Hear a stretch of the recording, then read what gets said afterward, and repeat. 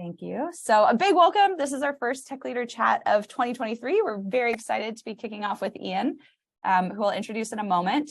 Just in case you're new to these Tech Leader Chats, our goal is to create a space for engineering and product leaders to learn and grow together, and specifically to create a space where engineering leaders who care about people, who care about equity and diversity and inclusion can learn and grow together. So you'll have seen the starter questions that we have in our meetup group around that. And my name's Lauren. I'm the CEO and founder of Multitudes. We do engineering effectiveness metrics minus the creepiness. And we care a lot about supporting happier and higher performing teams. So this topic is both very dear to our hearts, but is also something that you all in the community have been asking for quite vocally. So we're very pleased to be rolling this one out. And I'll just briefly introduce a couple of the other Multitudes team members who are going to be doing various things and helping out. So James, he'll be doing all the tech stuff in the background and filtering through your questions and feeding them to Ian at the end. And then Vivek will also be jumping in, particularly around the breakout groups at the end. So that's us. And I'm going to wrap up my bit then and jump to the fun bit, which is introducing Ian. So I met Ian a couple of years ago, actually. Time has kind of flown through a mutual friend, and have been really fortunate to get some coaching and mentoring from Ian along the way. He also, I know, coaches and mentors lots of other folks, including lots of other engineering leaders. And something that's always struck me about him is his commitment to people and caring for people, even as he's held what I know are some very high pressure and intense roles. So his current one is co-founding and acting and being the CTO of Retirable. He's held the CTO role of other quickly scaling startups. And so that juggle and balance between delivery and well-being is something that I know he knows all too well. He has also shared that he's experienced burnout himself, so he's got that personal side of it there. And then the last thing about him that might be of interest to this group is that he's an Aussie who's been living in the States for a while. So I'll wrap it up. I know we're all here to hear from Ian, so let me jump and hand over the screen share to you. Welcome. Thank you, Lauren, and hello to everybody. Absolute pleasure to be here. Let's see if I can pull this up. Everyone can see this? Fantastic. So as Lauren said, my name is Ian. I grew up in Sydney, Australia, moved to New York for 1 year, about 14 years ago. Absolutely love it here, and have been in the early stage venture-backed startup scene, mostly in fintech, for the last 14 years. Teams I've managed range from 3 people at the earliest stage up to teams of 50 plus. And as Lauren said, this is something that is important for any team, but particularly the last few years have shown an even greater light on the need to focus on well-being while also delivering on what we always want to do. So I thought I'd start with just a bit of an introduction to what burnout is. The World Health Organization actually recognizes this as an occupational syndrome and have produced some guidelines about how you might characterize it. And some of this shouldn't be too much of a surprise: feeling of energy depletion or exhaustion, feeling mental distance, cynicism, or reduced professional efficacy.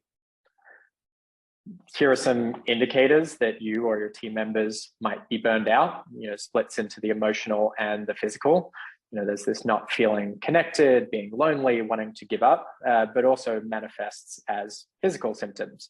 Fatigue, headaches, difficulty concentrating, lowered immunity, inability to sleep, changes in appetite are all signs that your teammates might be burned out. There is a fantastic researcher, Christina Maslach, I hope I'm pronouncing her name close to correctly, who's done a lot of research on what are the causes of burnout. She identifies 6 main areas that I'm going to go through. The first one is probably the one we think of most commonly, which is all about workload. So this is the balance between finding time to get things done, finding time to actually rest, recover, having a life outside of work, and also finding time for professional growth. When we have these times that there is a consistent heavy workload, it's really just that these things aren't in balance and one or all of them suffer. And it's a bit of a cycle that makes it worse and worse. You have less time to do this, you have more burnout, which leads to less more stress and less ability to get stuff done or find that time for a break. Second one is control. So this is where you really lack some autonomy or influence on your assignments, on your schedule, but it also might be that you lack the skills or the support or the resources to actually work efficiently. And typically you might feel this very strongly if there's a culture of everything that you're doing has become very reactive and there's no time for proactive. And really, how do you shift towards this more proactive end of the way that you operate? Third one is about reward and really lack thereof. And there's really two classes of this. The first is the intrinsic rewards. So feeling like you have professional growth, feeling like you have a purpose, feeling like you have an impact really contributes to that sense of well-being. And there's also the extrinsic factors. So the financial, the social reputation and these rewards. And if you think about things like there actually is a much stronger effect of the intrinsic rewards that has the effect on well-being, particularly for people that are already on your team, already in this job.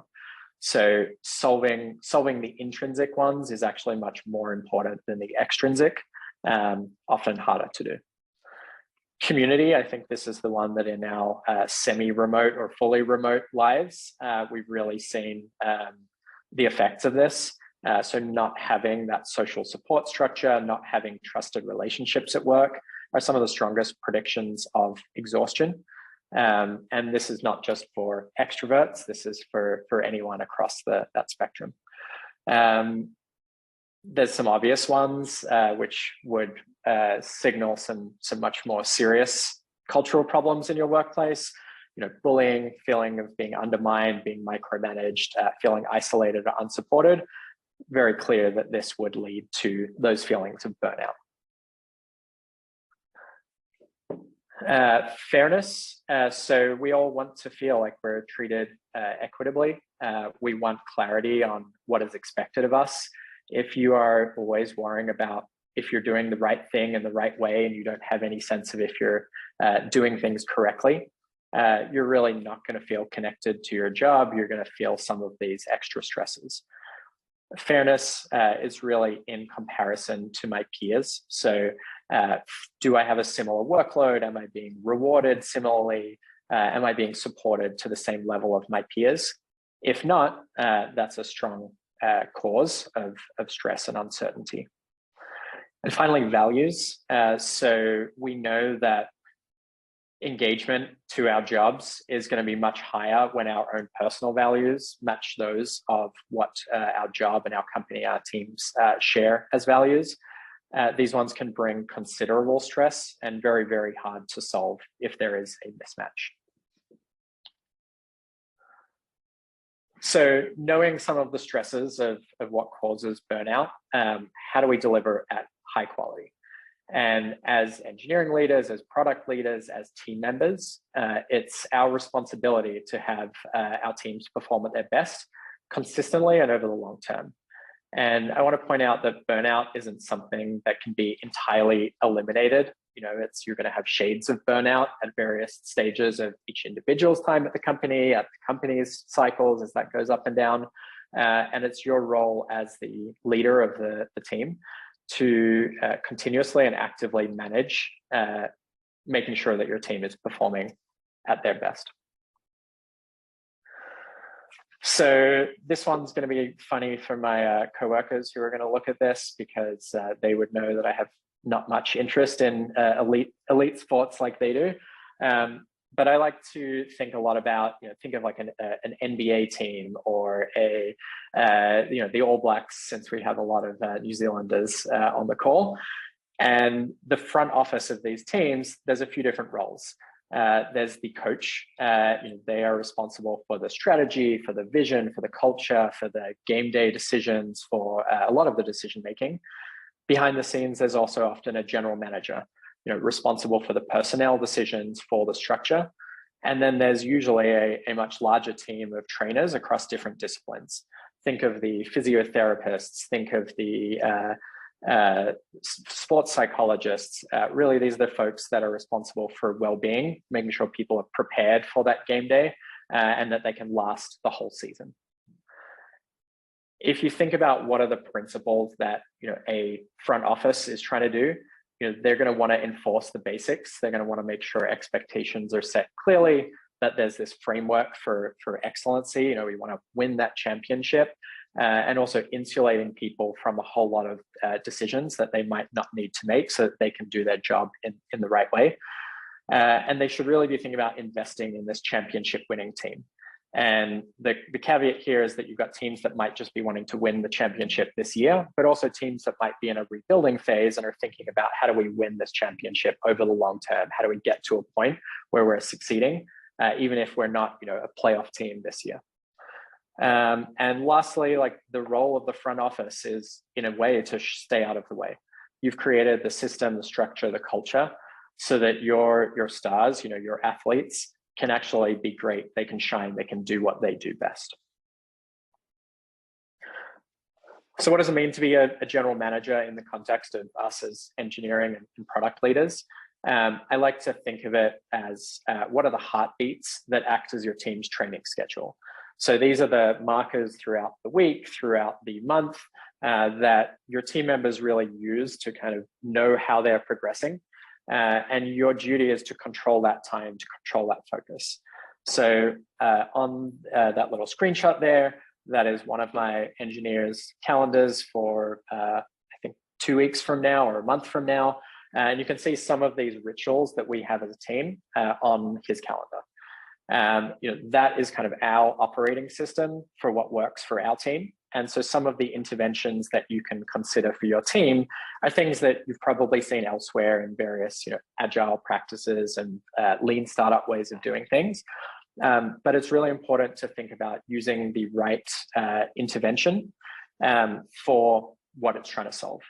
So for example, we do a product team all hands. That is just time for our team to get together, to be a community. We do icebreakers, we do fun sessions. Our team knows that we've got that all hands every week at a certain time. When we do backlog grooming, we're really focused on that, and how can we make sure that everyone has a good sense of workload, that engineers have control maybe over that workload. They're choosing which tasks they're going to commit to. Shout outs, many companies do this. I would strongly recommend that if you're doing shout outs, tie these to the values of your company so that you're shouting out, Lauren, because she exhibited our value of X that we have as a company. Weekly demos are going to be one way of showing that reward, also building that community. And retrospectives are a way of giving your team a sense of control for changing how do we operate, what are the ways that they want to change how we operate as a team. I am a big believer that the length of your sprints or your cycles or your releases is something that people don't think about enough. You often choose, we're going to do 2-week sprints, and you do that for the life of your company, just because that seems to be the way that many other people do it. But I'd like all of you to think about how might that length of time, whether it's a 1-week sprint or a 2-week sprint, or it's a 6-week time box cycle, how does that contribute to burnout? If you have 1-week sprints every week and everyone's committing to all of that work and they must do it by Friday, doing that every week can start to really make that impact on workload. It also might be the exact right thing for your team. The way we do things at Retirable, we follow a lot of the guidance from the team at Basecamp, who follow a 6-week cycle where we're time boxing it, giving the team a little bit more control over what they're going to do when expectations are set clearly.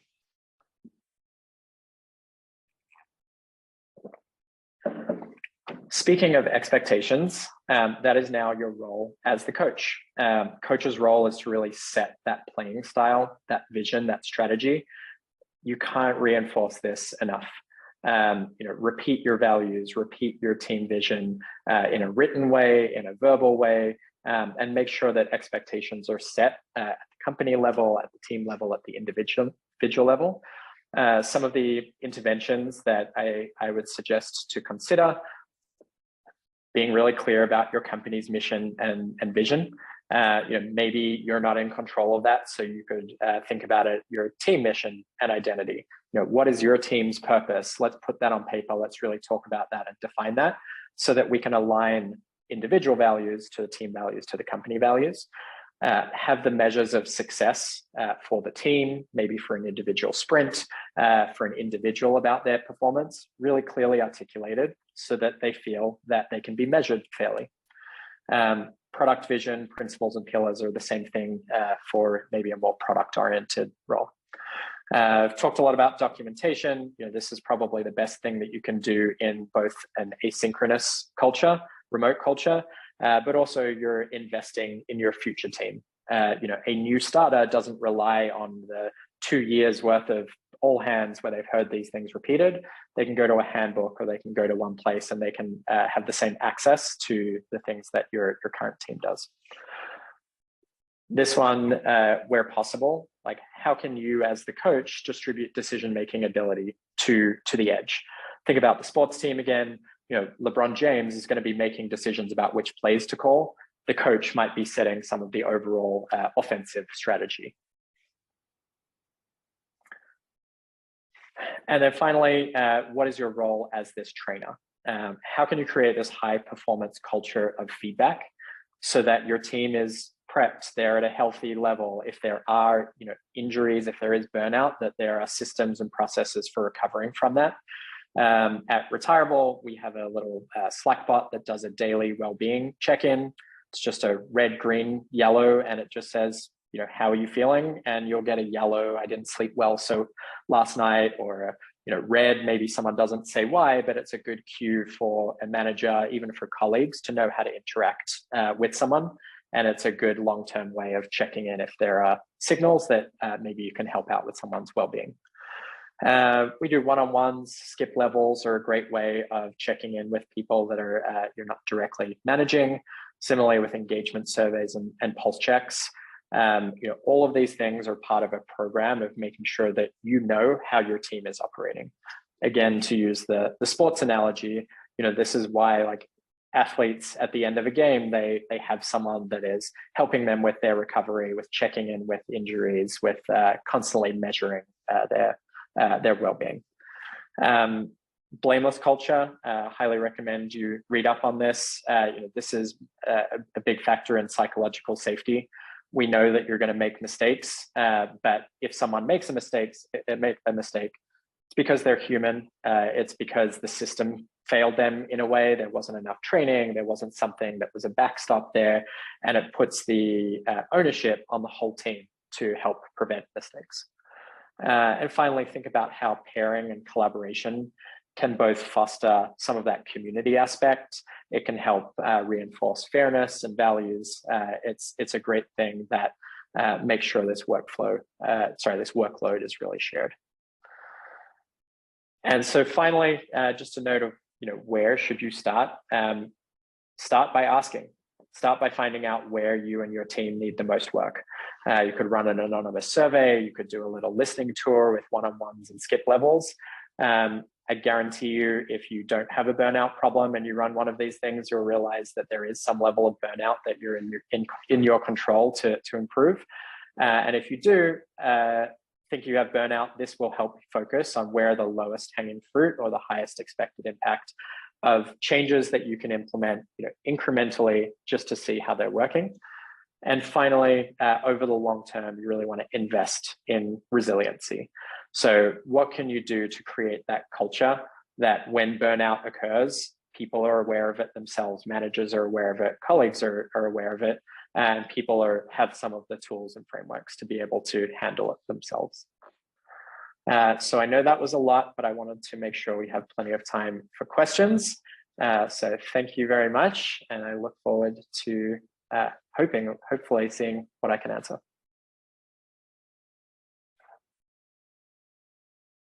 Awesome. Thanks, Ian. I know James has been pouring through the questions. So yeah, just a shout out now if you have other questions. So first of all, thanks to those of you who sent through questions on the meetup. And then if you have other questions, go ahead and stick them in the chat. And then James will group them and feed them through to Ian. So actually with that, James, I'll hand it over to you. Awesome. Thanks so much, Ian. I'd like to kick it off with a question from Catherine and from Scott. which is very similar. It's how do you help people to discover the early signs of their burnout so they don't do it, they don't have to experience all of the emotional and physical factors. How do you coach them to get there?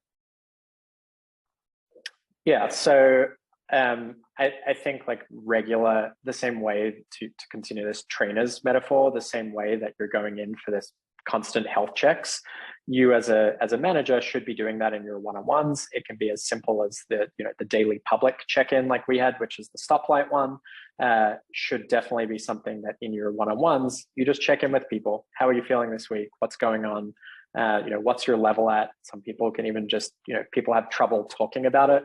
You can even just say 1 to 10, what's your level of burnout? What are you stressed about? And it's just that reinforced every week, asking people, and also being open about your stresses and making that normalized, that we can talk about our own burnout. You tell people when you're overwhelmed. You tell people when have got all this other stuff outside of work that I know is leading to poor performance and I need a few days to recover. Is really important. But it has to be a constant metronome of showing that you actually care about people by asking them. Absolutely. And on that note, on asking them, a question from Simon and Amy that I'm going to combine a little bit as well. So I know you mentioned the daily Slackbot check-in, the color. I was wondering if there are other specific questions that you think should be asked in an engagement survey or a pulse check. Like, are you any specific questions about symptoms of burnout, for example, or about any other things that they're feeling emotionally?